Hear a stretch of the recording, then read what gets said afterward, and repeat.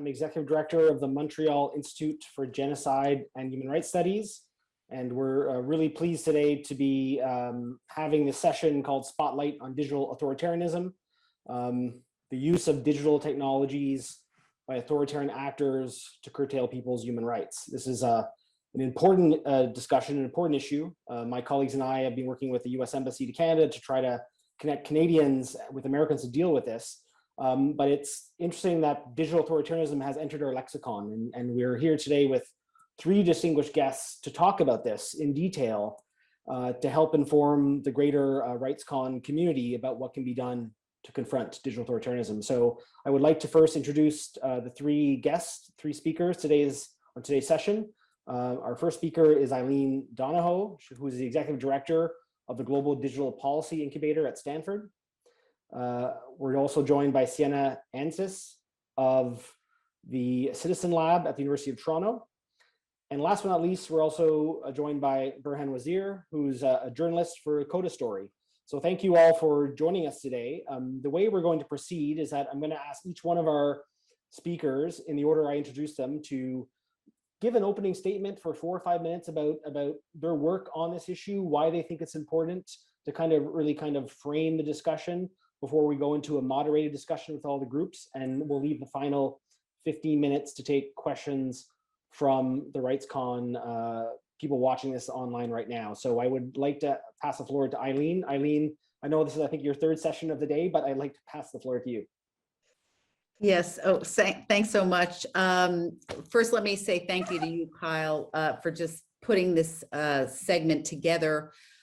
I feel like the threat of digital authoritarianism is the threat, and it is the focal point of my work and has been for the past year and longer. I was speaking with Brett Solomon this morning, and we were talking about the last decade, and we've known each other since before the first RightsCon, and which aspects of the challenge related to digital tech and human rights remain the same or are still with us, and where we see change. And this is the dimension that to me is the most ominous, and I really hope it gets the attention of the civil society community, the digital rights community. So I thought I would just start with, what is it? What is digital authoritarianism? How should we understand it? And which are the aspects that are most important for the digital rights community to address? And so first thing is, I think it's really important to understand digital authoritarianism is not simply about the export of repressive applications or failure of lack of robust export controls, et cetera. I think it really needs to be understood as a competing model of governance for 21st century digital society, as an alternative to democracy and human rights-based governance. And it really does pose an existential threat to the future of democracy and the continued relevance of the international human rights law framework. So what does digital authoritarian entail? So obviously it's utilization of digital technologies at home for repression, for surveillance, for censorship, and control. And with that domestic use, authoritarians are role modeling the efficacy of these systems.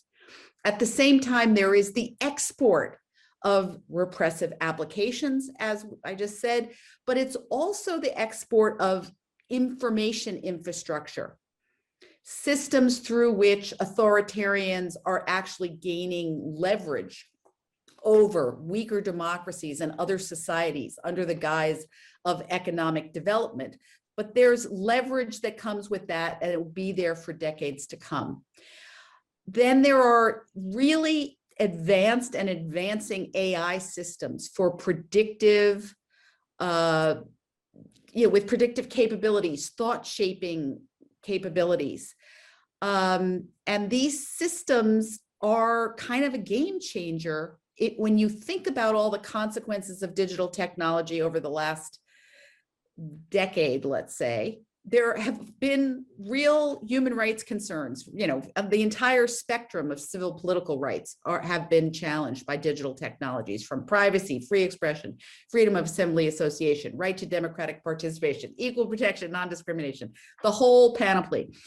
But the AI piece of this is kind of a game changer in that it has the potential to really undermine human autonomy, human agency, human accountability, certainly, and human dignity, which is the core concept of the human rights framework. And as everyone knows, Xinjiang is kind of the poster child of this dark potential being exercised. So it's really about the spreading an entire techno-social system for totalitarian, authoritarian control, where norms are in some sense embedded in the technologies. On top of that, I would add to this dark picture, it's really about digital authoritarianism flooding the international diplomatic realm and shifting the conversation around cyber norms.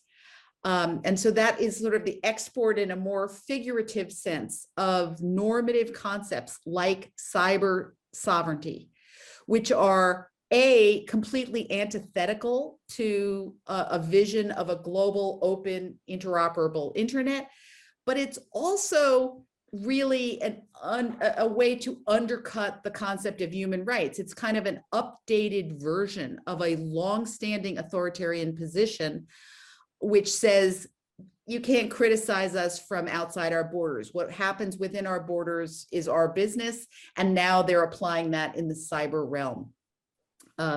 So the basic idea is this combination of repressive apps, systems, infrastructure, and norms really does pose this existential threat to everything this community cares about.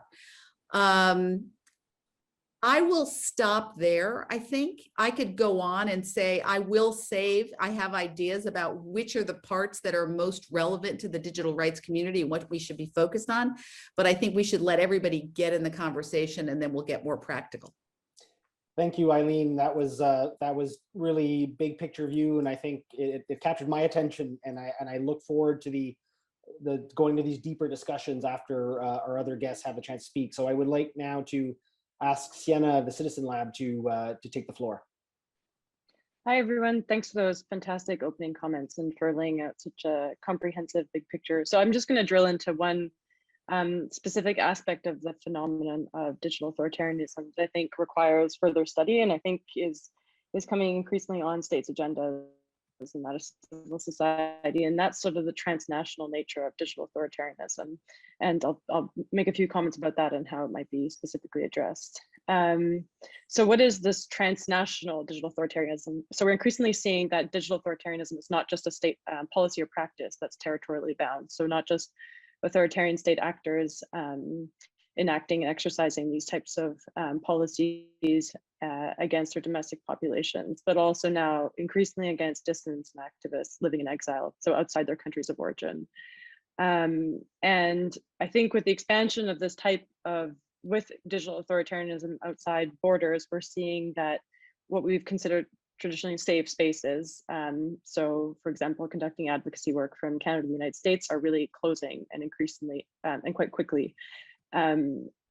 And transnational forms of repression have long been a tactic, so that's nothing new. But in this case, I think we're really seeing that digital technologies are helping scale this quite significantly. And a recent report by Freedom House sort of outlines this in more detail, and I'd highly recommend reading that if you're interested in the transnational aspect of this phenomenon. And I'll just say a few words about some of the research that the Citizen Lab has been doing in Canada. So we've been speaking with dissidents and activists who are now living in exile in Canada, who have been targeted with different types of digital technologies in relation to their political and social activism. And so we're seeing dissidents from a range of countries. It's really interesting: Saudi Arabia, China, Rwanda, and many other countries as well being targeted within Canada through through the use of digital technologies. Many of you are probably familiar with the case of Omar Abdulaziz, a Saudi dissident living in Montreal in Canada. His device was targeted with spyware. So his case is just one example of many. And I think over the past few months, increasingly we're seeing in mainstream media and also in our research, specifically the targeting of Uyghur activists living in Canada as well through digital means, which is particularly troubling. And like I said, it's not limited to specific nationalities or communities, but really affects like a wide range of activists from different countries in Canada, which sort of increases the complexity of the issue as well. And the digital technologies used are also very broad. So it's not just the deployment of, for example, sophisticated forms of spyware or other dual use and regulated technology, but also just like harassment on Twitter and Facebook and various other forms of trying to undercut the credibility of activists working from abroad. And I think the one interesting thing we've really seen from our research is that the effects that this has on the individuals and their work is truly profound. And we're seeing that this transnational aspect of digital authoritarianism is really undermining both social and psychological well-being. So the capacity of people to sort of continue with their life in Canada after leaving their countries of origin. It impairs people's ability to rely on and trust a community network, both the community network they're building in Canada, but also back in their countries of origin. It stops and slows different forms of activism. It really separates dissidents and activists from family and friends, both in Canada and in their country of origin, which I think has been particularly difficult for many people, and creates significant risks for family members, activists, and members of the network of that individual that remain in the country of origin. So it continues to facilitate digital authoritarianism, that sort of the territorially bound concept that we've previously looked at. And I was going to say a bunch of things about potential next steps, but maybe we can do that in the discussion. But I think it's worth pointing out here that Canada has been very slow to address this. I think other states, other countries as well. The United States, I think, is increasingly waking up to how to address this activity in more depth. So for example, in Canada, dissidents living in Canada generally are left to themselves to figure out their digital and to some extent physical security. There's no centralized body that addresses this type of activity. I don't think it's really on, there's no specific agency that provides services that might assist with the protection of dissidents and activists who are facing these types of risks. In fact, I think when you think about the Canadian Security Intelligence Service, or CSIS, they seem to see refugees, for example, as more potential informants or as individuals to extract information from, rather than as individuals who need specific types of protection in order to be able to continue with their activism work from Canada. And I suspect these comments probably apply to the UK and the US as well. It'll be interesting to discuss that. And yeah, I think I'll leave it there, and we can discuss potential next steps and how that sort of specific aspect of digital authoritarianism might be addressed, if that's of interest to the audience. Thanks. Thank you very much, Siena, and thank you for delving into the Canadian context. I think it shows some of the challenges democracies face in this, not just the US, but Canada as well. I would now like to pass the floor to the only journalist on the panel, Buhran Wazir. Buhran, you've been doing a lot of investigating and reporting on many issues related to digital authoritarianism. I would like to ask you to take the floor. Thank you, Kyle, and thank you, Eileen and Siena, for two great presentations. I was quite keen to discuss how the global COVID-19 pandemic has served to exacerbate both political and digital authoritarianism around the world. This has been a kind of key part of our reporting over the last 12 months. We've basically spent this past year at Coda Story examining the state of digital freedoms around the globe. What we have learned so far does not yield much room for optimism. I'd like to kind of outline three distinct themes we have seen in some of our reporting. I think the main takeaway is that, make no mistake, 2020 was a banner year for allowing governments to justify the expansion of their powers of surveillance. Some of the worst examples of digital authoritarianism can be seen in some of the poorest corners of the world.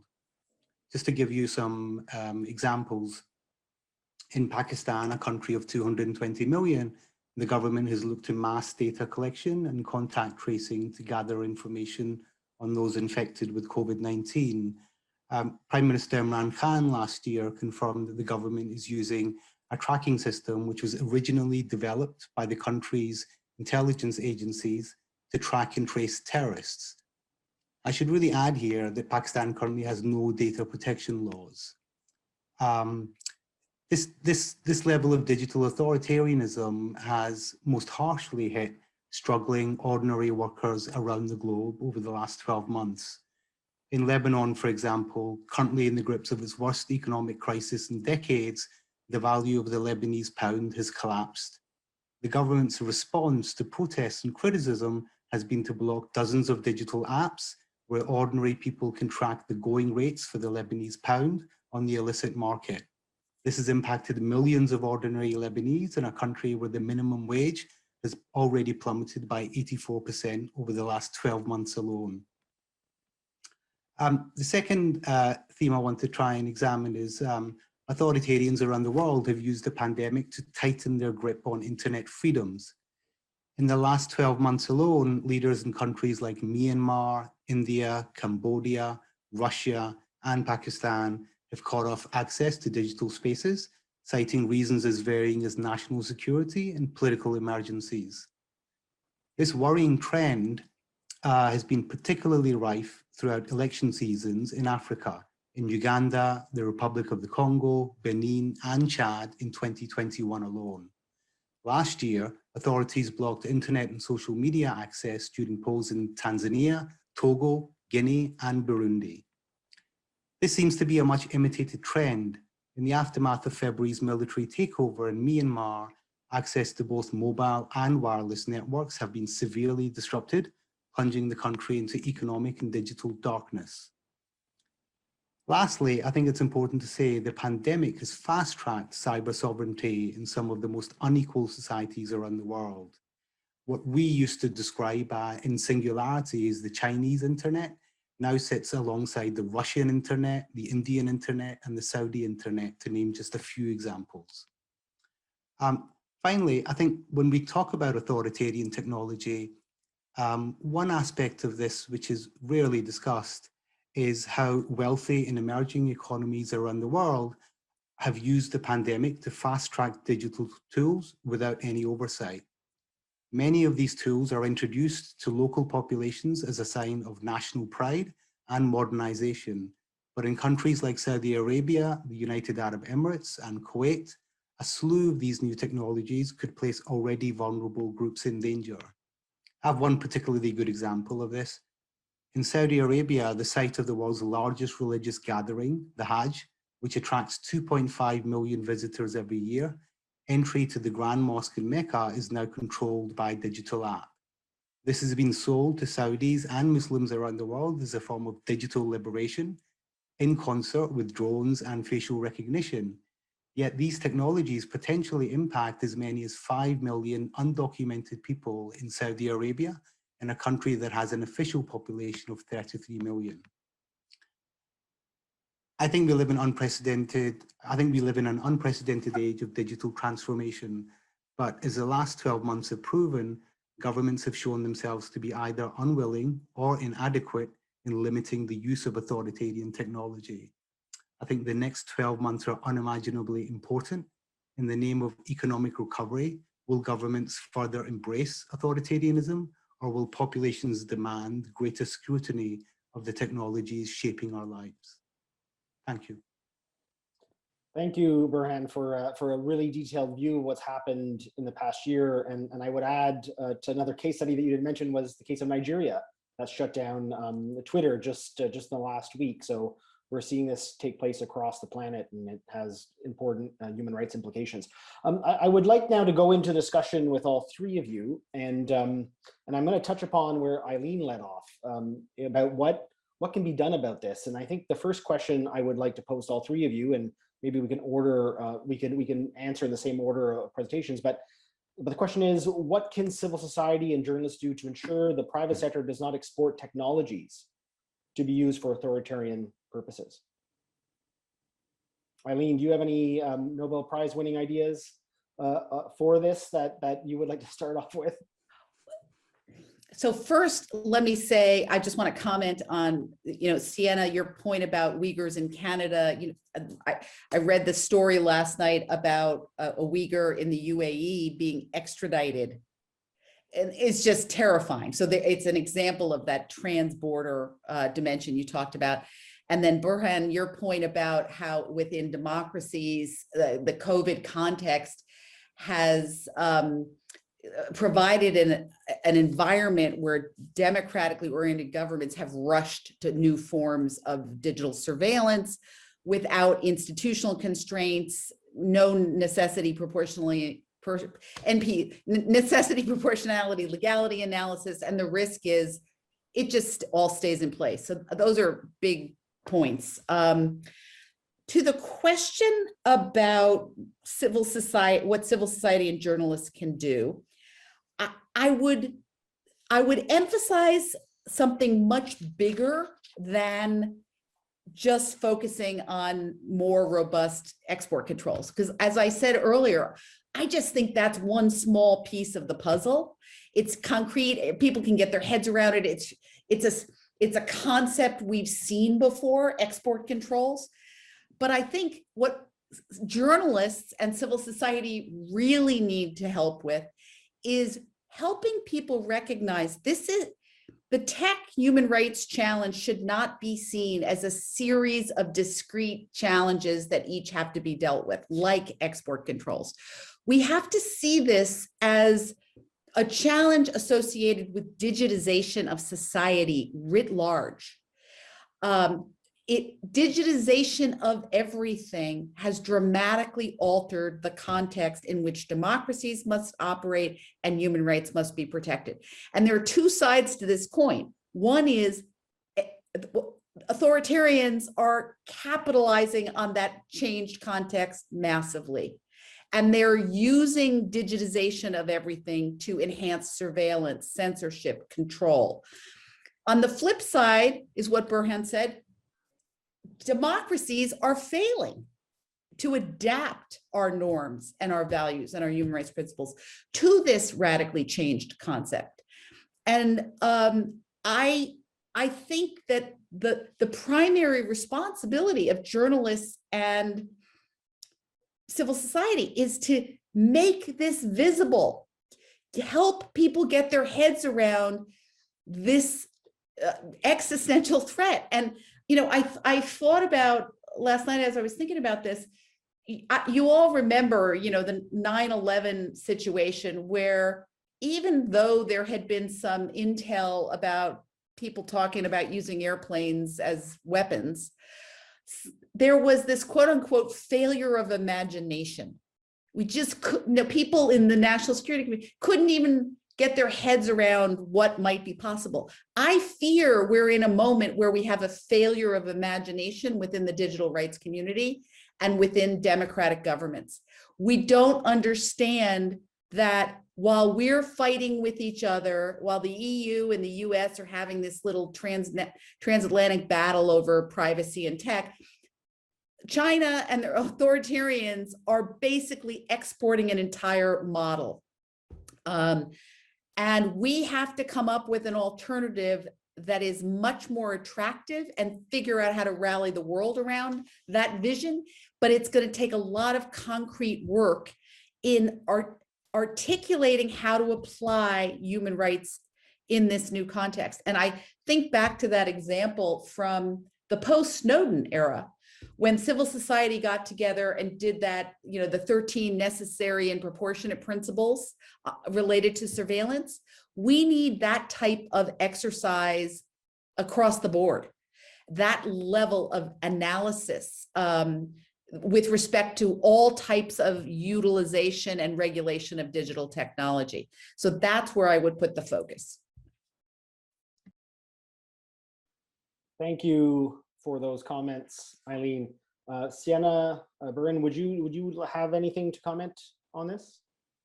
Yeah, I mean, those are great comments. I think, so I'll talk a little bit about export control, just because it is sort of one I think, tool in the toolbox that is being used, but could be used a lot better.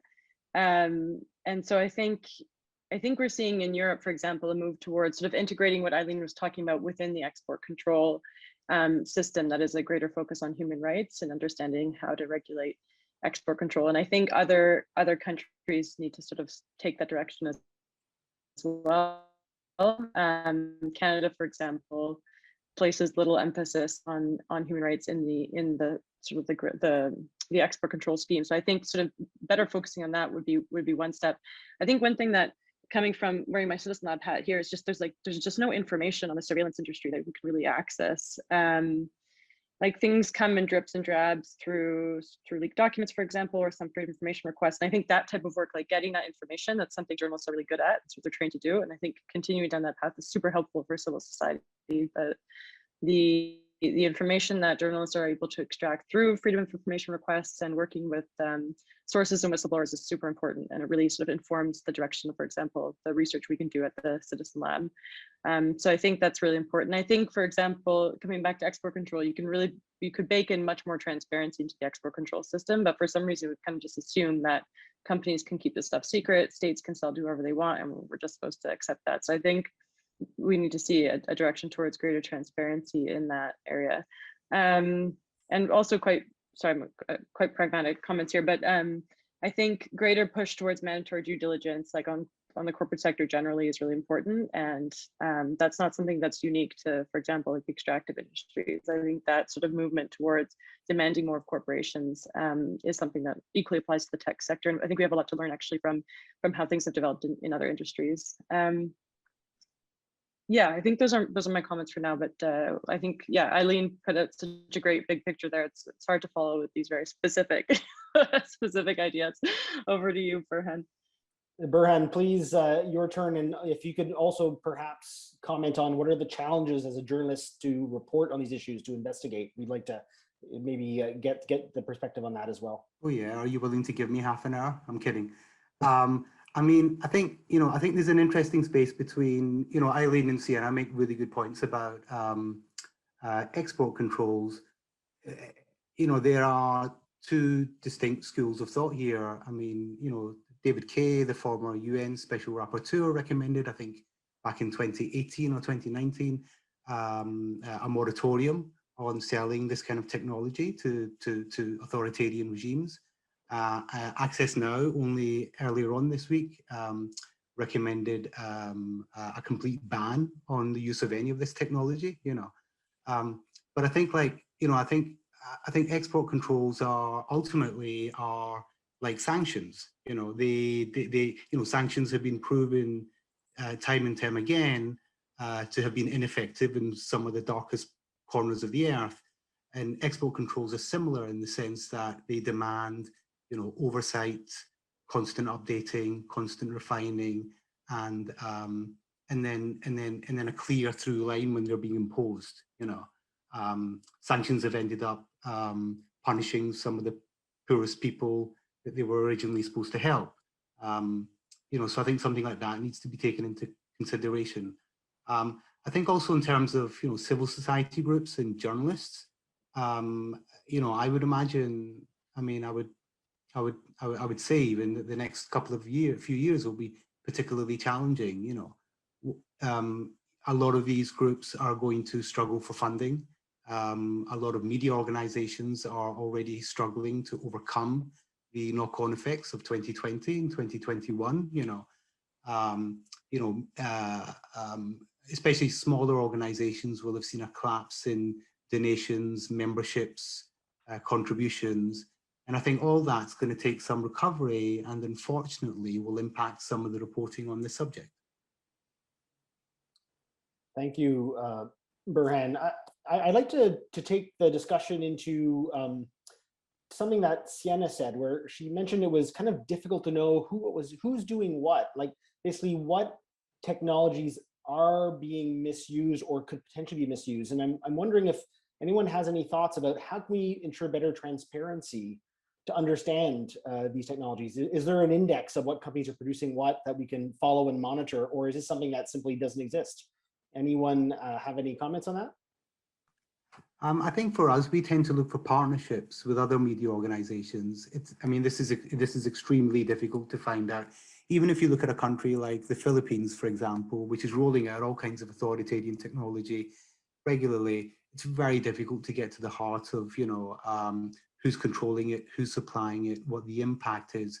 So we tend to look for partnerships with media organizations who have done some of this very specialized work in their local regions. You know, that seems to be one solution to joining the dots.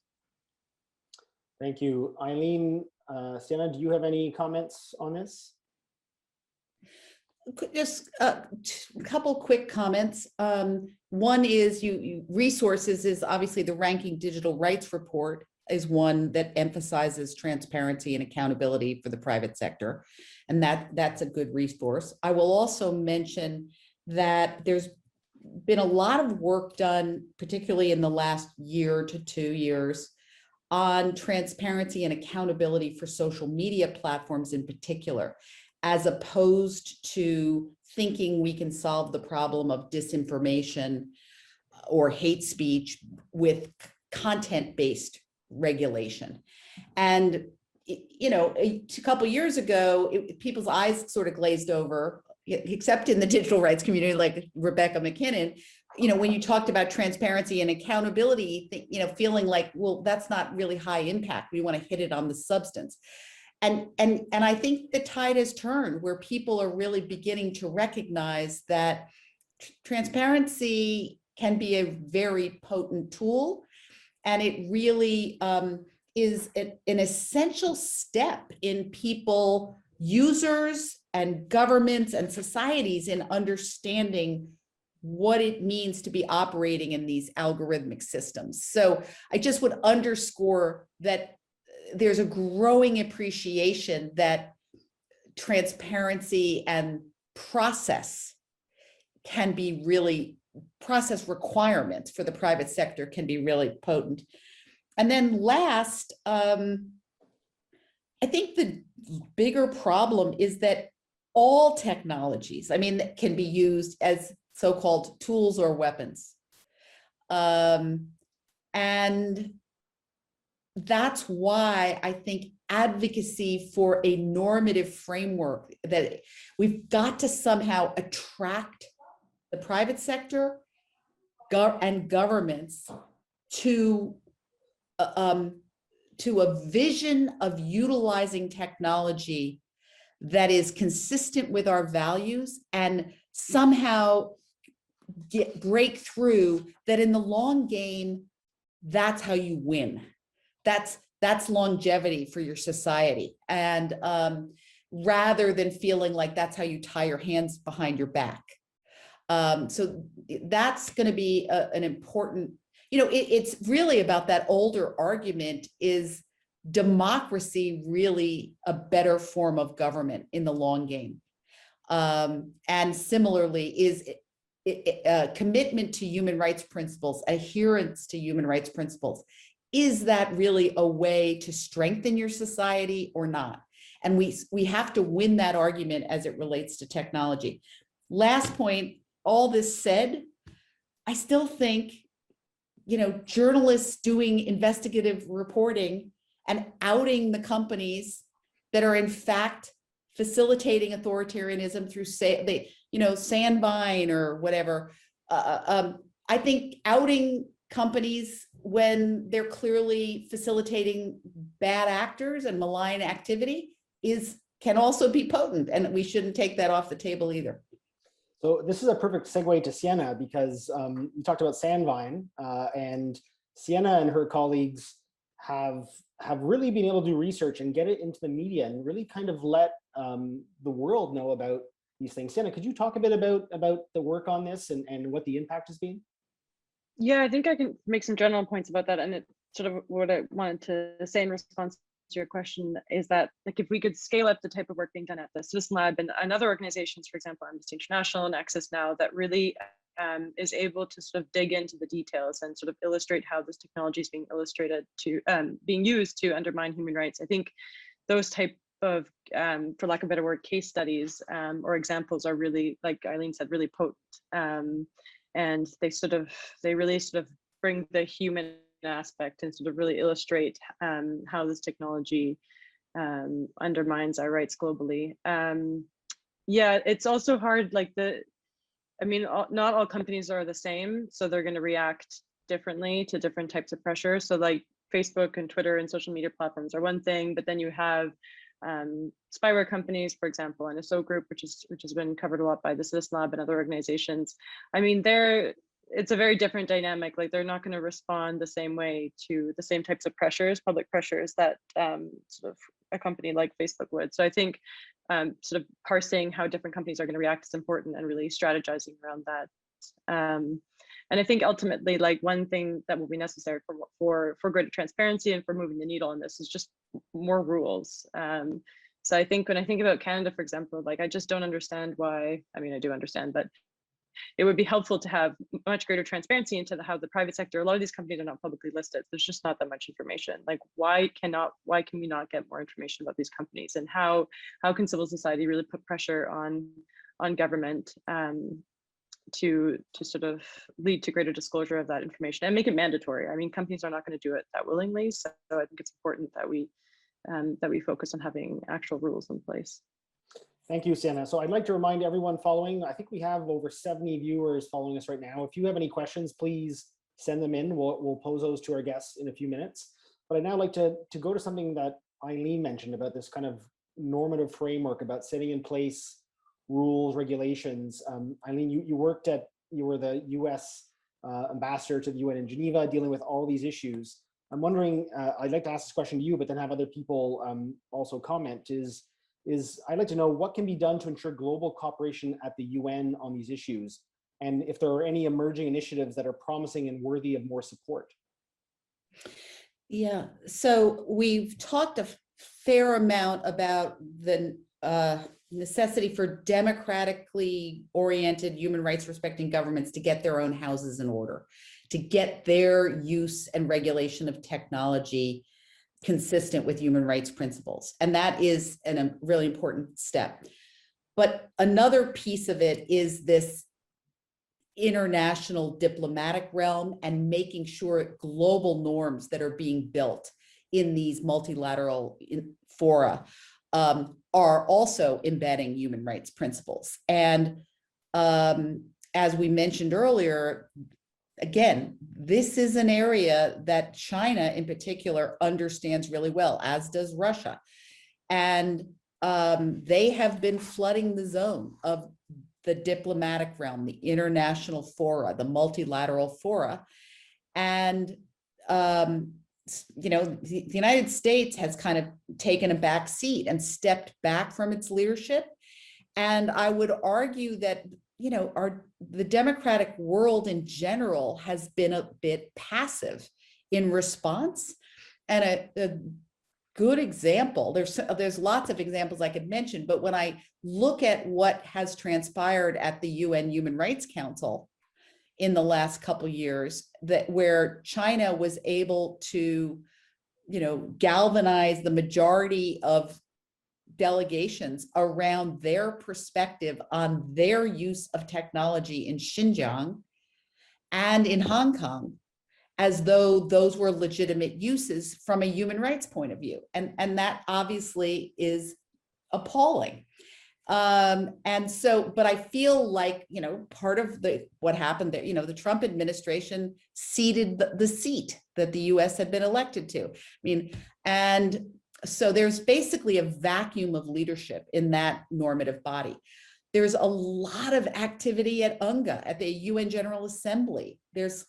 Where these very obscure norm building processes, cyber norm building, the open-ended working group on information communication technology and international security is an area where Russia and China have gotten really active.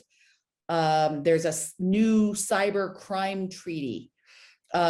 These are areas where the authoritarians are making inroads, and democracies are just like as I said, we've become sort of inwardly focused because we're so confused about digitization and how we address our own tech companies and how we reconcile differences between democratic allies. We're missing this larger picture. And then last but not least, we have to keep our eye on the technology standard setting bodies. because these are places where the future standards and protocols for interoperability on emerging technologies are being set.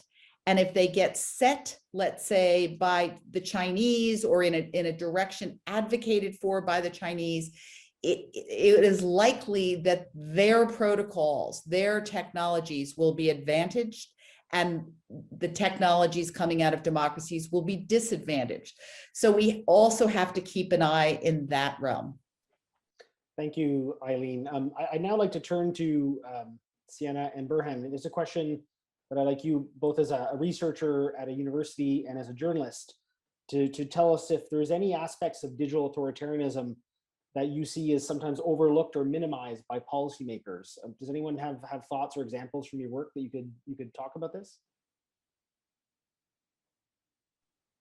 I mean, I spoke about this briefly during my presentation, but I think, one interesting trend we've seen in the last year is that, some of these wealthier or emerging countries are now beginning to produce their own forms of authoritarian technology, which to me is particularly interesting and something that was quite rare until recently.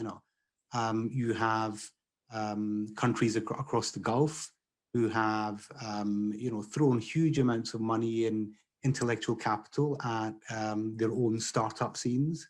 And these startup scenes are now making cameras, surveillance software, they're tapping into kind of new 5G systems, and I think that makes this space, particularly difficult to govern, in terms of like oversight. If you are a Saudi journalist, for example, trying to find out what new forms of technology your government is using, well, if a journalist from the New York Times is having difficulty accessing that information, how easy is it going to be for somebody based in Riyadh or Jeddah, and also, the same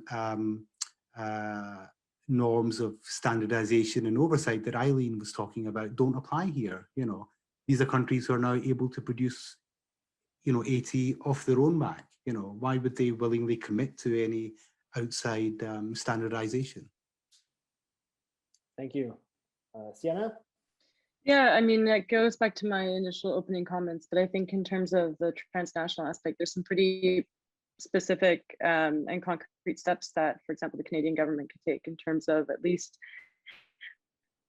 throwing resources at the protection of activists and dissidents who are now living in Canada and are dealing with these technologies as they attempt to engage in advocacy from outside their countries. So I think greater focus on that would be very helpful. I also just wish a country like Canada would lead more by example. Like why, like I said earlier, like there's just a complete lack of information, for example, on the surveillance industry as it's growing in Canada. And I think that we need to have that information. And if a country like Canada is not going to give it, no one else is. So I think really, and maybe this goes to Eileen's point, like leading by example. So if we're going to expect other authoritarian regimes not to behave this way, I think things have to change at home as well. Yeah, I think those are two areas I would mention. Thank you, Siena. So there's I'm not sure if it's a question, it's perhaps more of a comment, but if someone wants to react to it, this is coming in from someone watching this online at RightsCon. A person says, I'm wondering if in democracies we are still wearing the rose-colored glasses of John Perry Barlow's Declaration of Independence of the Internet, and how much of that is part of our digital values still. I see Eileen moving, so I think you have something to say about this, Eileen, please. Well, first, just to Siena's last point, I think something that's, again, doesn't sound very momentous, but in this realm, there is an important link between domestic and foreign policy. What you do at home has global influence. And we've seen that, in regulation that's passed. What the obvious example is NetzDG. Let's just take the basic example. NetzDG in Germany, good intention, trying to combat hate and it was actually animated by the threat of disinformation, even though it was more about hate speech, immediately copycatted in Russia within 2 weeks, and Venezuela and several other places. In that, eroding that original concept of platform immunity from liability for user-generated speech, not what they themselves do, by the way. And so that, I think that's important. This gets to the question, the John Perry Barlow question. And boy, we could use an hour, we could use a day, we could use a month, a year to discuss this question. And I think it's a good one, and it's hitting at one of the most challenging aspects of this, because we don't any longer have a global, open, interoperable internet as we originally envisioned. And there are lots of different forms of fragmentation and splintering that are happening in lots of places for lots of reasons, many of which are bad reasons and bad effects, but not all. And that's where it becomes really challenging. And so the tone of the question is really about recognize reality, that we're not in the same world we were, whatever it was, 25 years ago. And that idea of sovereignty of citizens from their, governments, the mass, whatever that phrase was about machinery, you're trying to get your control over us. That is right. Governments have asserted their sovereignty in ways we did not originally imagine. And one of the concerning things that on the conceptual level, as I said earlier, is the Chinese version of cyber sovereignty is a direct assault on the concept of human rights. The idea that there is an international normative basis for critiquing what goes on within sovereign borders as relates to the liberty and security of citizens in your country. And China is trying to bring that concept to the cyber realm. The risk is, and we've seen developments in Europe, attraction to the concept of digital sovereignty, a variation on this. Again, we know the animating energy has some very positive dimensions, attempting to protect the fundamental rights of citizens. But I think there's a lack of sophistication in understanding what are the consequences, back to this idea of the link between what you do at home or in the region copied elsewhere. And so I think one of the major projects for the digital rights community is to have a richer conversation about what is the open internet? What is our vision of a global open internet today that is consistent with international human rights principles? I don't think anybody's going to give up on international human rights principles. And I am certainly not giving up on the concept of a global open internet. The question is, what does it mean? Where do we want governments to step in? There's a lot of Europeans who want much more regulation by governments. And I think we have to be careful because of this copycat phenomenon. But we also have to be careful about what are we losing in the process? Are we losing global access to information? Are we losing the ability of people to, speak globally? We just have to be careful, even though the basic idea, the question is really well taken, and that should be the foundation of a much richer conversation in civil society. Thank you, Eileen. I know we have about exactly 10 minutes left, and there's a question coming in, and I would like to ask this to Buhran and Siena, and Eileen, if you have suggestions on this, please, you're welcome. But this is a question about how can we communicate more effectively to ensure the issue is elevated on the policy agenda? do you have any ideas about this? I mean, as a journalist, as a researcher, how can we craft a better narrative and story to make governments take this more seriously? I can say a quick comment, but I think Buhran will have a lot more to say here. As a researcher, I think a lot of organizations do this, some well, some less well, but working closely with the media is particularly important. So, I mean, the Citizen Labs research reports, for example, would float around on the internet with little attention paid if it wasn't for the ability to work very closely with journalists, and journalists who are sort of specialized in understanding type of technologies that lab research is, and sort of the bigger ecosystem and the bigger points that Eileen's made, and able to tie all that together as well as illustrate the human story. I think it takes a